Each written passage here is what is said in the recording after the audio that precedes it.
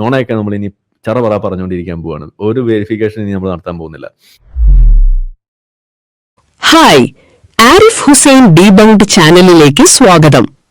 ഈ വീഡിയോയിൽ ഇസ്ലാം വിമർശകനായ ഇയാളും ഇയാളെ ഫോണിൽ വിളിക്കുന്ന ചിലരും ചേർന്ന് വളരെ വിചിത്രവും അധാർമികവുമായ ചില കാര്യങ്ങളാണ് ചർച്ച ചെയ്യുന്നത്. ഹലാൽ എന്ന ഇസ്ലാമിക ഭക്ഷണരീതിയെ ഒരു ആഗോള ഗൂഢാലോചനയായി ചിത്രീകരിക്കുക, ഇന്ത്യയിലെ തീവ്ര വലതുപക്ഷ അക്രമങ്ങളെ വെള്ളപൂശുക, അതിനുപരി സ്വന്തം ഉപഭോക്താക്കളെ വഞ്ചിക്കാനും പണം തട്ടാനും ഒരു കച്ചവടക്കാരിക്ക് ഉപദേശം നൽകുക തുടങ്ങിയ തികച്ചും ഞെട്ടിക്കുന്ന കാര്യങ്ങളാണ് ഇയാൾ ഈ വീഡിയോയിലൂടെ ചെയ്യുന്നത്. ഇസ്ലാമിനെ വിമർശിക്കാൻ വേണ്ടി ഏതറ്റം വരെയും പോകാനും എത്ര വലിയ ക്രിമിനൽ കുറ്റത്തെ പ്രോത്സാഹിപ്പിക്കാനും ഇവർക്ക് മടിയില്ല എന്ന് ഈ വീഡിയോ തെളിയിക്കുന്നു. നമുക്കിവരുടെ ഓരോ വാദങ്ങളിലുമുള്ള യുക്തിരാഹിത്യവും ധാർമ്മികമായ തകർച്ചയും പരിശോധിക്കാം. തീവ്ര വലതുപക്ഷ അക്രമങ്ങളെ വെളുപ്പിക്കൽ. ഇയാളെ വിളിക്കുന്ന ആദ്യത്തെ വ്യക്തി ഇന്ത്യയിൽ നടക്കുന്ന വർഗീയ സംഘർഷങ്ങളെക്കുറിച്ച് സംസാരിക്കുകയും അതിൽ മുസ്ലിങ്ങളെ കുറ്റക്കാരായി ചിത്രീകരിക്കാൻ ശ്രമിക്കുകയും ചെയ്യുന്നുണ്ട്. ആ വാക്കുകൾ നോക്കുക. ഇതായിട്ട് അതിന്റെ റിലേറ്റഡ് ആയിരുന്നു വീഡിയോ. ഒരു കൊച്ചു പയ്യനെ മരിച്ചു. ഇവിടെ എന്താ സംഭവിക്കുന്നത്? ഇത് ഒരു സ്റ്റെപ്പും കൂടി കയറുമ്പോഴത്തേക്ക് ഇത് റയോട്ട് രീതിയിൽ സംഭവിക്കുന്നു. അവിടെ റയോട്ട് എന്ന് പറയുമ്പോഴത്തേക്ക് ഒരു വിഭാഗം യൂഷ്വലി മുസ്ലിം വിഭാഗം അവിടെ പെട്ടെന്ന് തന്നെ സംഘം ചേർന്ന് വരിക, അടിയും തൊഴിയും ഉണ്ടാകുന്നു. എന്നാൽ ഇസ്ലാം വിമർശകനായ ഇയാൾ തന്റെ പ്ലാറ്റ്ഫോം ഉപയോഗിക്കുന്നത് ഇത്തരം തീവ്ര വലതുപക്ഷ നയങ്ങളെ ന്യായീകരിക്കാനും ഇരകളെ കുറ്റക്കാരായി ചിത്രീകരിക്കാനുമാണ്. മുസ്ലിങ്ങളാണ് സംഘം ചേർന്ന് കുഴപ്പങ്ങൾ ഉണ്ടാക്കുന്നത് എന്ന പച്ചക്കള്ളം യാതൊരു തടസ്സവുമില്ലാതെ പ്രചരിപ്പിക്കാൻ ഇയാൾ അവസരം നൽകുന്നു. ഒരു ഭാഗത്ത് യുക്തിവാദവും സ്വതന്ത്ര ചിന്തയും പ്രസംഗിക്കുകയും മറുഭാഗത്ത് ഇസ്ലാമോഫോബിയയും ഫാഷിസ്റ്റ് രാഷ്ട്രീയവും പ്രചരിപ്പിക്കുകയും ചെയ്യുന്ന ഇയാളുടെ ഇരട്ടത്താപ്പാണ് ഇവിടെ വെളിപ്പെടുന്നത്. ഇസ്ലാമിനെ ആക്രമിക്കാൻ വേണ്ടി ഏതൊരു അക്രമത്തെയും ന്യായീകരിക്കാൻ ഇവർ തയ്യാറാണ് എന്നതാണ് സത്യം. ഹലാൽ എന്ന ഗൂഢാലോചന സിദ്ധാന്തം.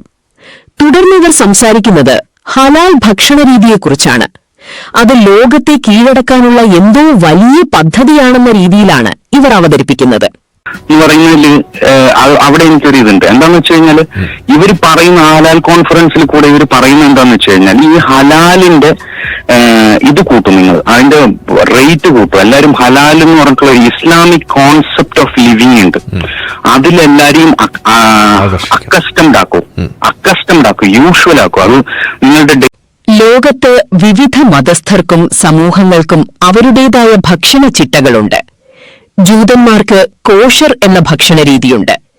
മൃഗങ്ങളിൽ നിന്നുള്ള യാതൊരു ഉൽപ്പന്നങ്ങളും ഉപയോഗിക്കാത്ത വീഗൻ സമൂഹമുണ്ട്. അവർക്ക് വീഗൻ സർട്ടിഫൈഡ് ഉൽപ്പന്നങ്ങൾ വിപണിയിൽ ലഭ്യമാണ്.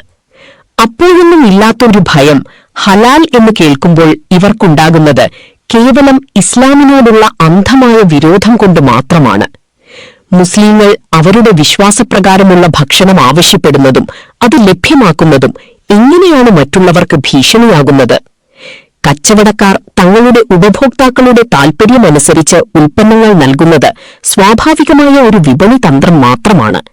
അതിൽ യാതൊരുവിധ ഗൂഢാലോചനയുമില്ല. ഇത്തരം ലളിതമായ കാര്യങ്ങളെ വലിയ ഭീഷണിയായി അവതരിപ്പിക്കുന്നത് വഴി സമൂഹത്തിൽ ഭിന്നിപ്പുണ്ടാക്കുക മാത്രമാണ് ഇവർ ചെയ്യുന്നത്.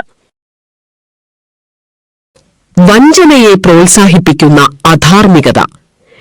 ഈ വീഡിയോയിലെ ഏറ്റവും ഞെട്ടിക്കുന്നതും ഇയാളുടെ ധാർമ്മികമായ തകർച്ച പൂർണ്ണമായും വെളിവാക്കുന്നതുമായ ഭാഗം ഇനി പറയുന്നതാണ്. ഡെൻമാർക്കിൽ ഒരു ഭക്ഷണശാല നടത്തുന്ന ഒരു സ്ത്രീ ഇയാളെ വിളിക്കുന്നു. ഹലാൽ ഭക്ഷണം ആവശ്യപ്പെട്ട ഒരു ഉപഭോക്താവ് ആ ഭക്ഷണം ഹലാൽ അല്ല എന്ന് മനസ്സിലാക്കിയപ്പോൾ അത് കളഞ്ഞു എന്നതാണത്രേ അവരുടെ വിഷമം. ഇതിനു പരിഹാരമായി ഇസ്ലാം വിമർശകനായ ഇയാൾ നൽകുന്ന ഉപദേശം കേൾക്കുക. ശരി, അപ്പൊ അത് നോൺ ഹലാലാണ്, നിങ്ങളെല്ലാവരും വിജയിപ്പിക്കാം. ഓക്കെ, അപ്പൊ ഇനി വേറൊരു ഐഡിയ ഉണ്ട്. നിങ്ങൾ എന്ത് ചെയ്യണം എന്ന് പറഞ്ഞു കഴിഞ്ഞാൽ ഹലാലാണോ എന്ന് ചോദിക്കുന്ന ആളുടെ അടുത്ത് കുറച്ച് എക്സ്ട്രാ വാങ്ങിക്കാം പൈസ. കാരണം അവർക്ക് സംഗതി നിങ്ങൾ ഒരേ കോഴി തന്നെ വാങ്ങിച്ചോ, പക്ഷെ അവരോട് പറയാം നിങ്ങൾക്ക് വേണ്ടി പ്രത്യേകം ഓഫറൊന്നും ഇല്ലാത്ത വേറെ കോഴിയാണെന്ന് പറഞ്ഞേക്കാം. ഓക്കെ, എന്നിട്ട് എക്സ്ട്രാ പൈസ ഹലാൽ ഒരു. ഇതൊന്ന് ചിന്തിച്ചു നോക്കുക. ഒരു സസ്യാഹാരി വന്ന് വെജിറ്റേറിയൻ ഭക്ഷണം ആവശ്യപ്പെടുമ്പോൾ അയാൾക്ക് കോഴിയിറച്ചിയോ കാളയിറച്ചിയോ അരച്ചു ചേർത്ത ഭക്ഷണം നൽകി ഇത് വെജിറ്റേറിയൻ ആണെന്ന് നുണ പറയുകയും അതിന് അധിക തുക ഈടാക്കുകയും ചെയ്യുന്നതിനെ നിങ്ങൾക്ക് അംഗീകരിക്കാൻ കഴിയുമോ? ഇല്ല.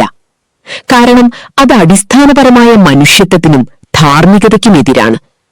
എന്നാൽ ഇസ്ലാമിനോടും മുസ്ലിങ്ങളോടുമുള്ള വിദ്വേഷം കാരണം ഇയാളുടെ സാമാന്യബോധം പൂർണ്ണമായും നഷ്ടപ്പെട്ടിരിക്കുന്നു.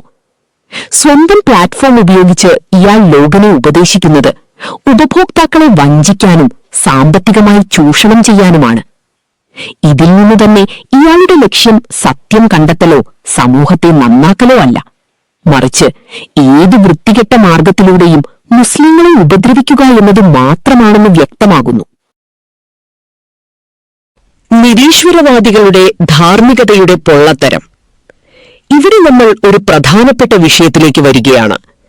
ഇസ്ലാമിനെ വിമർശിക്കുന്ന ഈ നിരീശ്വരവാദികളും സ്വതന്ത്ര ചിന്തകരും എപ്പോഴും ചോദിക്കാറുള്ള ഒരു ചോദ്യമുണ്ട്. ഇസ്ലാമിന്റെ ധാർമ്മികത ശരിയല്ല എന്നവർ വാദിക്കും. എന്നാൽ എന്താണ് ഇവരുടെ സ്വന്തം ധാർമ്മികതയുടെ അടിസ്ഥാനം? ഇസ്ലാം കച്ചവടത്തിൽ പാലിക്കേണ്ട ധാർമ്മികതയെക്കുറിച്ച് വളരെ കൃത്യമായി പഠിപ്പിക്കുന്നുണ്ട്. പ്രവാചകൻ മുഹമ്മദ് നബി പറഞ്ഞിട്ടുള്ളത്, ആരെങ്കിലും നമ്മെ വഞ്ചിച്ചാൽ അവൻ നമ്മിൽ പെട്ടവനല്ല എന്നാണ്. അളവിലും തൂക്കത്തിലും കൃത്രിമം കാണിക്കുന്നവർക്കും കച്ചവടത്തിൽ ഉപഭോക്താവിനെ വഞ്ചിക്കുന്നവർക്കും പരലോകത്ത് കഠിനമായ ശിക്ഷയുണ്ടെന്ന് ഇസ്ലാം മുന്നറിയിപ്പ് നൽകുന്നു. അതായത് ഇസ്ലാമിക ധാർമ്മികത എന്നത് സർവജ്ഞനായ ദൈവത്തിന്റെ കൽപ്പനകളിൽ അധിഷ്ഠിതമാണ്. അത് മനുഷ്യന്റെ ഇഷ്ടാനുസരണം മാറ്റാൻ കഴിയുന്നതല്ല. എന്നാൽ ഈ വിമർശകരുടെ ധാർമ്മികത എന്താണ്? ദൈവമില്ല എന്നും എല്ലാം ഭൗതികമായ കാര്യങ്ങൾ മാത്രമാണെന്നും വിശ്വസിക്കുന്ന ഇവർക്ക് ഒരു കൃത്യമായ ധാർമ്മിക അളവുകോലില്ല എന്നതാണ് യാഥാർത്ഥ്യം. സ്വന്തം താൽപര്യങ്ങൾ സംരക്ഷിക്കാനോ തങ്ങൾക്ക് ഇഷ്ടമില്ലാത്തവരെ ദ്രോഹിക്കാനോ വേണ്ടി ഏത് വഞ്ചനയും ചെയ്യാൻ ഇവർക്ക് മടിയില്ല എന്ന് ഈ വീഡിയോ തെളിയിക്കുന്നു. ഒരു കച്ചവടക്കാരിയോട് ഉപഭോക്താവിനെ പറ്റിച്ച് കാശുണ്ടാക്കാൻ ഉപദേശിക്കുന്ന ഇയാൾക്ക് എന്ത് ധാർമ്മികതയെക്കുറിച്ചാണ് സംസാരിക്കാൻ അവകാശമുള്ളത്? ഇവരുടെ ലോകവീക്ഷണത്തിൽ ശരിയും തെറ്റും കേവലം വ്യക്തികളുടെയോ സമൂഹത്തിന്റെയോ സൗകര്യങ്ങൾ മാത്രമാണ്. അവിടെ പരസ്പര വിശ്വാസത്തിനോ സത്യസന്ധതയ്ക്കോ യാതൊരു വിലയുമില്ല. തങ്ങളുടെ പ്രത്യയശാസ്ത്രപരമായ ശത്രുക്കളോട് എങ്ങനെയും പെരുമാറാമെന്ന അപകടകരമായ ഫാഷിസ്റ്റ് മനോഭാവമാണ് ഇവിടെ പ്രതിഫലിക്കുന്നത്. ഇസ്ലാമിനെതിരെ ഇവർ ഉന്നയിക്കുന്ന ആരോപണങ്ങളെല്ലാം തന്നെ ഇത്തരം അന്ധമായ വിദ്വേഷത്തിൽ നിന്നും അധാർമികമായ ചിന്താഗതികളിൽ നിന്നും ഉടലെടുക്കുന്നതാണെന്ന് സാമാന്യ ബുദ്ധിയുള്ള ആർക്കും മനസ്സിലാവും. ഇത്തരത്തിൽ സ്വന്തം വാദങ്ങളെ ന്യായീകരിക്കാൻ കുറ്റകൃത്യങ്ങളെ വരെ പ്രോത്സാഹിപ്പിക്കുന്നവരെ സമൂഹം തിരിച്ചറിയേണ്ടതുണ്ട്. ഇസ്ലാം ഉയർത്തിപ്പിടിക്കുന്ന കാരുണ്യത്തിന്റെയും സത്യസന്ധതയുടെയും നീതിയുടെയും മൂല്യങ്ങളെ തകർക്കാൻ ഇത്തരം വ്യാജ പ്രചരണങ്ങൾക്ക് സാധിക്കില്ല. ഈ വീഡിയോ ഇഷ്ടപ്പെട്ടെങ്കിൽ ലൈക്ക് ചെയ്യൂ. ആരിഫ് ഹുസൈൻ ഡീബങ്ക്ഡ് ചാനൽ സബ്സ്ക്രൈബ് ചെയ്യൂ, ഷെയർ ചെയ്യൂ. മറ്റൊരു വീഡിയോയുമായി വീണ്ടും കാണാം. നോണയൊക്കെ നമ്മൾ ഇനി ചറ പറഞ്ഞുകൊണ്ടിരിക്കാൻ പോവാണ്. ഒരു വെരിഫിക്കേഷൻ ഇനി നമ്മൾ നടത്താൻ പോകുന്നില്ല.